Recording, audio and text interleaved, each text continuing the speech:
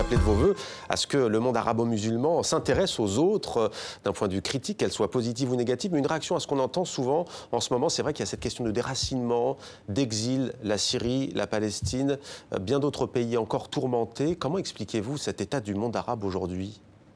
C'est la faillite démocratique. Le fait que le monde arabe se trouve coincé entre deux dictatures, la dictature militaire et la dictature religieuse, plus la dictature de l'ignorance.